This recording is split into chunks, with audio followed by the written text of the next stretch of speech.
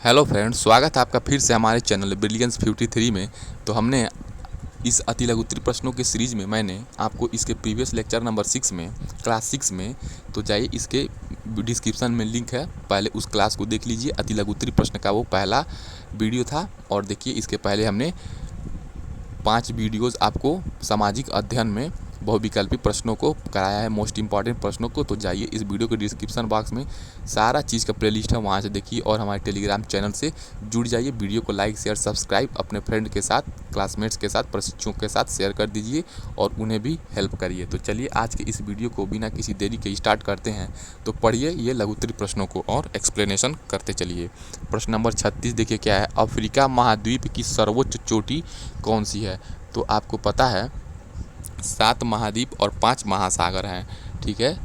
तो अफ्रीका महाद्वीप के सर्वोच्च चोटी कौन सी हो जाएगी? तो आपको पता है जो 7 महाद्वीप हैं क्या क्या हैं?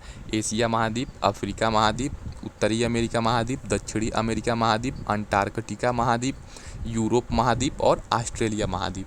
तो आपके ये 7 महाद्वीप हो गए। तो अफ्रीका महाद्वीप की सर्वोच्च चोटी कौन सी है? तो माउंट किलिमंजारो। तो अफ्रीका महाद्वीप की सबसे जो ऊंची चोटी है वो आपकी माउंट किलिमंजारो। थोड़ा सा नाम विदेशी है तो थोड़ा सा दिक्कत होगा। प्रश्न नंबर 37 क्या है, विक्रम साराभाई अंतरिक्ष केंद्र कहाँ स्थित है? तो आपको पता है ये हमारे भारत में तिरुवनंतपुरम केरल में स्थित है। तो विक्रम साराभाई अंतरिक्ष से रिलेटेड, स्पेस से रिलेटेड ये आपका सेंटर है। तो विक्रम साराभाई स्पेस सेंटर कहाँ पे है? तिरुवनंतपुरम केरल में। प्रश्न नंबर 38 क्या है, मोहनजोदड़ो का संबंध किस नदी से है? तो मोहनजोदड़ो का संबंध आपका रावी नदी से है, ठीक है। तो मोहनजोदड़ो का संबंध किससे है? रावी नदी से। प्रश्न नंबर 39 क्या है, सिंधु सभ्यता की लिपि कौन सी थी? तो आपको पता है जो हड़प्पन सिविलाइजेशन में जो सिंधु सभ्यता थी उसकी लिपि कौन सी थी? तो सिंधु सभ्यता की लिपि कैसी थी? चित्रों के माध्यम से वो क्या करते थे, अपने भावनाओं, विचारों, संगीतों या अपने भाषा को वो चित्रित करते। तो चित्रलिपि थी, ठीक है। प्रश्न नंबर 40 क्या है, पुरातात्विक स्रोतों के नाम लिखिए। तो जो भी पुरातात्विक स्रोत होते हैं, ठीक है, तो खुदाई से प्राप्त तात्कालिक धातु एवं मुद्राएं। मान लीजिए ज़मीन के अंदर या किसी पुराने खंडहर में आप खुदाई करते हैं, जो भी पुरातत्वविद हैं, ठीक है,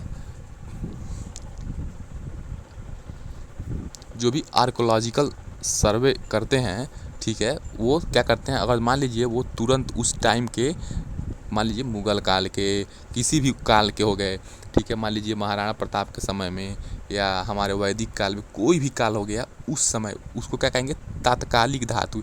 यानी कि उस तात्कालिक समय में धातु एवं मुद्राएं जो मिलती हैं वो हमारे क्या जाएंगे? वही स्रोत हो जाएंगे, उस एज या उस टाइम पीरियड के बारे में पता लगाने का।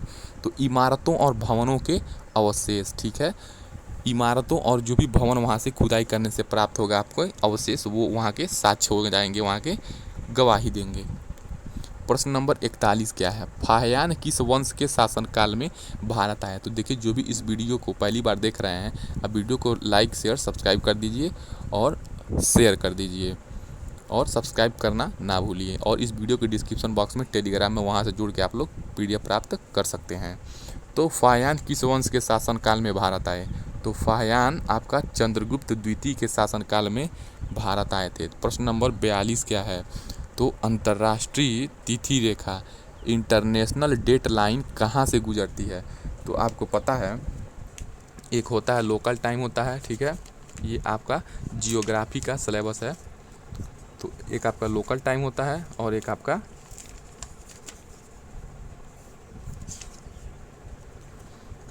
अंतर्राष्ट्रीय होता है और एक ग्रीनविच टाइम होता है, एक GMT होता है। तो ये सारी चीज़ें आपका बारे में आपको मैं एक सेपरेट वीडियो मैं आप लोगों को चाहिए तो बताइएगा, मैं कमेंट कर दीजिएगा, वहाँ पे आप लोगों को हम प्रोवाइड करा देंगे। तो अंतर्राष्ट्रीय तिथि रेखा जो है आर्कटिक सागर, चूकी सागर, बेरिंग स्ट्रेट व प्रशांत महासागर से गुजरती है। तो ठीक है, तो इंटरनेशनल डेट लाइन कहाँ से गुजरती है? आर्कटिक सागर, चूकी सागर, बेरिंग स्ट्रेट और प्रशांत महासागर से गुजरती है। तो याद रखेंगे, ये इंपॉर्टेंट प्रश्न था। प्रश्न नंबर 43 क्या है, भारत के कौन से 2 द्वीप समूह हैं? तो एक है और दूसरा एक अंडमान निकोबार है और दूसरा लक्षद्वीप समूह है। यही आपके 2 आइलैंड हैं। पहला आपका अंडमान और निकोबार आइलैंड और दूसरा आपका लक्षद्वीप आइलैंड। ठीक है। प्रश्न नंबर 44 क्या हो जाएगा, नंद वंश का अंतिम राजा कौन था? तो आपको पता है नंद वंश का अंतिम शासक कौन था? घनानंद था। ठीक है, ये प्रश्न 2018 में पूछा गया है। तो आपके डीएलएड फर्स्ट सेमेस्टर के पॉइंट ऑफ व्यू से ये चैनल, ये क्लास और ये सारी वीडियोस आपके लिए बहुत इंपॉर्टेंट है। आप फ्री कंटेंट में आप अच्छा 90% से ऊपर आप ला सकते हैं हमारे चैनल से जुड़ के। प्रश्न नंबर 45 क्या है, 2 अक्षांशों के बीच की दूरी कितनी होती है? तो देखिए आपका जो ये पृथ्वी है ना, ये तो यहाँ आपका 0 डिग्री आपका विषुवत या भूमध्य रेखा है। इससे आप पृथ्वी के केंद्र से कोण बनाते हुए जैसे जैसे आप लाइन खींचते चले जाएंगे समानांतर एक दूसरे से, ठीक है, उत्तर में चाहे मान लीजिए उत्तर में चाहे दक्षिण में, ठीक है, इसी को हम लोग कहते हैं लैटिट्यूड, अक्षांश रेखा। तो 2 ध्रुवों से समान दूरी पर खींची गई काल्पनिक रेखा, ये सारी क्या है, इमेजिनरी लाइंस हैं। ये एक प्रारूप माना गया है, ठीक है, अपनी अध्ययन की सुविधा के लिए, ठीक है। काल्पनिक रेखा को विषुवत वृत्त कहते हैं, ठीक है। तो 2 ध्रुवों से समान दूरी पर, तो मान लीजिए कोई भी 2 ध्रुव हो जाए, 2 ध्रुवों से समान दूरी पे कोई भी एक ध्रुव ले लीजिए, मान लीजिए हम उत्तरी ध्रुव ले लिए, ठीक है। तो 2 ध्रुवों से समान दूरी पर, तो मान लीजिए 2 ध्रुवों, एक ये और एक ये, तो 2 ध्रुवों से समान दूरी पर खींची गई काल्पनिक रेखा को विषुवत वृत्त कहते हैं, ठीक है। या तो यहाँ से हो जाएगा, ठीक है, एक ये विषुवत वृत्त हो जाएगा और एक ये विषुवत वृत्त हो जाएगा, ठीक है। प्रश्न नंबर 46 क्या है, पाषाण युग को कितने भागों में बांटा गया है? यानी कि स्टोन एज को कितने भागों में बांटा गया है? तो अब मैंने आपको बताया pre stone age, middle stone age और लेटर स्टोन एज, ठीक है। पूरा पाषाण काल, मध्य पाषाण काल और नव पाषाण काल। तो बहुत ईजी है ये। प्रश्न नंबर 47 क्या है, हर्यक वंश की स्थापना किसने किया था? तो हर्यक वंश की स्थापना आपका बिंबिसार ने किया था। देखिए ये हिस्ट्री है, सामाजिक अध्ययन है, आपको याद करना पड़ता है। ये सारी चीज़ें फैक्ट्स वाली होती हैं, ये वास्तविक रूप से घटित हुई होती हैं, आप इन्हें बना के नहीं लिख सकते हैं। भूगोल में चूँकि बना के थोड़ा सा लिखा जा सकता है, बस कॉन्सेप्ट क्लियर होना चाहिए। प्रश्न नंबर 48 क्या है, भारतीय संस्कृति के 4 पुरुषार्थ कौन कौन से हैं? तो भारतीय संस्कृति के 4 पुरुषार्थ कौन से हो जाएंगे? धर्म, अर्थ, काम, मोक्ष, ठीक है। तो ये 4 पुरुषार्थ हो जाएंगे, ये सबको पता होता है। प्रश्न नंबर 49 क्या है, सिकंदर का जन्म कब हुआ, वह किसका पुत्र था? तो आपको बताना है जो सिकंदर का जन्म कब हुआ था और किसका पुत्र था।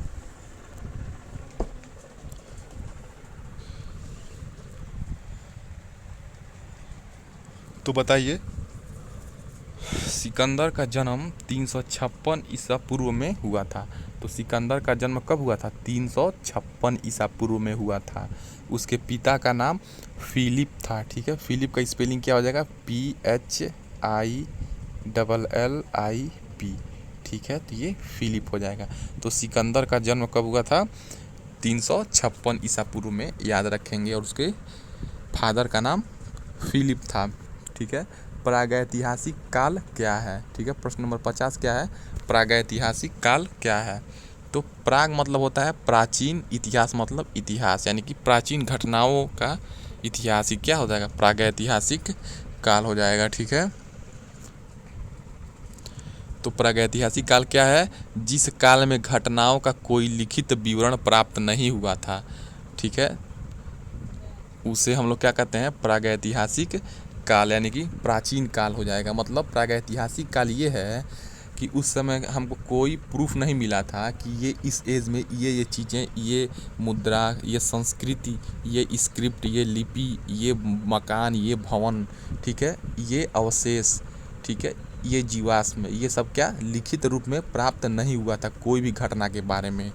तो उसी समय को हम लोग प्रागैतिहासिक काल कहते हैं। इस प्रकार हमने देखिए प्रश्न नंबर 50 तक पढ़ लिया है। चलिए आगे का जो प्रश्न है हम लोग नेक्स्ट वीडियोज़ में पढ़ेंगे। मिलते हैं नेक्स्ट वीडियोज़ में। जय हिंद दोस्तों।